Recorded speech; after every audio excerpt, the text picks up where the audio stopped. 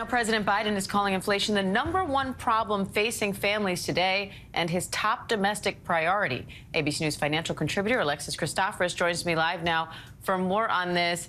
Alexis, the numbers going down a little bit. Does that mean we're finally going to see prices start to come down? I wish I could say that was the case. But you know what, Diane, there was a lot of hope for this report today. We were really looking for a sizable deceleration in inflation. We got a small one, the first drop or I should say deceleration we've seen in 8 months. So that is, I guess, good news. But it still shows that inflation is very much with us. 1 month does not a trend make. We're going to need to see a number of consecutive months where the pace of price increases continues to come down.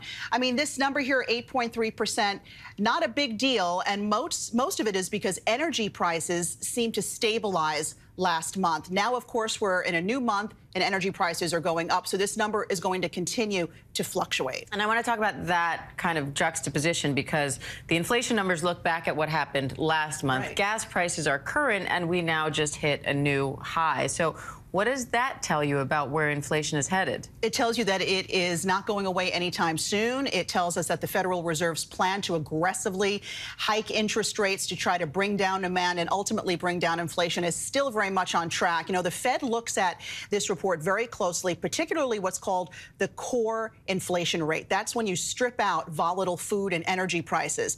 And even those numbers came in hotter than expected. And Diane, I think what that tells you is this is broad-based inflation. It's not just an energy issue. It's not just a food issue. We are seeing higher prices across the board. And one of the main reasons why is actually not the war in Ukraine, and it's not the supply chain issues, because those issues started to appease a little bit. The energy issues appeased a little bit last month, as did the supply chain issues. It's the labor shortage.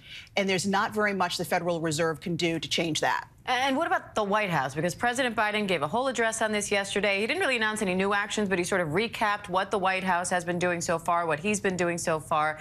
And he, counter to your point, you know, tried to say that this isn't about government spending, that this is only about the pandemic, it's only about the Russian invasion, et cetera. So you're saying there's more to it than that. But what can the White House or policymakers do at this point? You know, very little. They don't want to keep pumping stimulus into the economy because that's part of what got us into this trouble. All of that government spending, all of those stimulus checks that were pushed out during the height of the pandemic are a reason why, or one of the reasons why we're seeing high prices right now. There are other issues which we just ticked through: supply chain issues, labor shortages, and then, of course, the war in Ukraine. The administration has very few tools in its toolbox. Yesterday, remember, we were here talking about how Biden was basically supportive of the Fed getting aggressive with interest rate hikes because he even knows that his biggest defense against inflation is going to be what the Federal Reserve does in the months ahead. And what does this all mean for people's paychecks? Well, you know, it still puts pressure on employers to continually raise wages, which we've been seeing them do. Wages are not keeping pace with inflation, but we're going to continue to see employers ask for those raises. Right now, companies are starting to pay for those higher wages by pushing those costs along to consumers. And that starts to have this vicious cycle. It's called a wage spiral. It sounds scary, and it's what the Federal Reserve is really focused on right now, because the higher wages go, the more inflationary that's going to be, Diane. All right. Alexis Christoforous is not the bearer of good news this morning, but we are still happy to see you, Alexis. Thank you. Good to see you.